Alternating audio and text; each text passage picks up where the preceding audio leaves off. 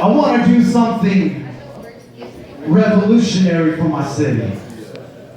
I want to give it what it deserves and everything it didn't know and wanted to see.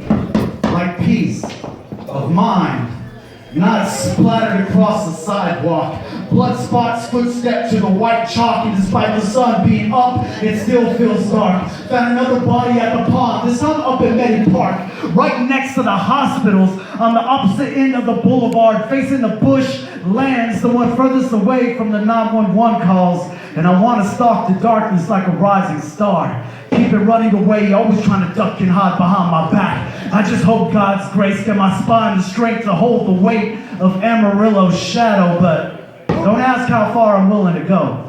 I just know that the answers will show its face when my will and the present sit in the same space. The future can count me out. I'm painting my own reality and I'm taking this whole world with me. And I'll start in the dirt, where my poetry roots first bloom like fish food, blindly crawling through the drought and the burning plains, just to finally hit the water and feed a greater need than me, feeling old and no money. But I wouldn't change things if it meant I would only spend my 2 cents on material things and feeding an ego that is a worthless soul sewn to this temple.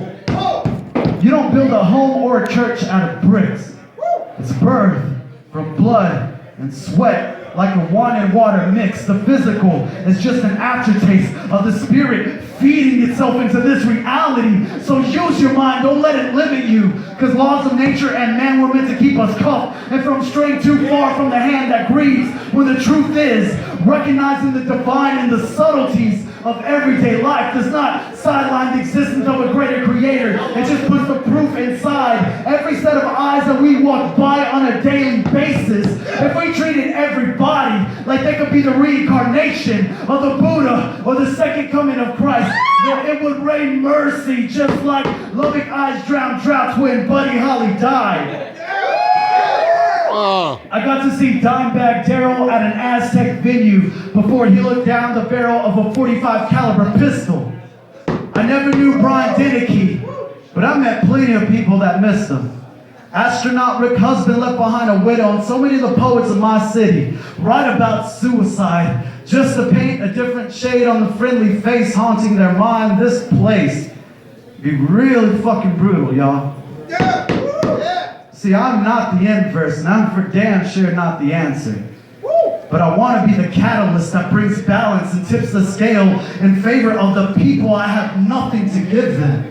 But an epiphany screaming inside of your mind keeps asking me to wake you up so you can see the power that we've had all of this time. If only we could move as a single body, then the strength would be enough to elevate all of us to a love that moves through us like fresh water, quenching the spirit's quest for a thirst greater than the self, like becoming a thought of God when he chose to write down in a book he titled Life, written right next to a riddle that read, despite their freedom, it still rhymes with my will.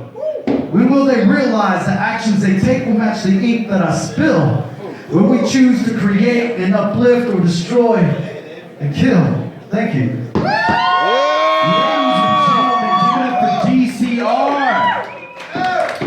We've got a special treat for y'all. I don't even have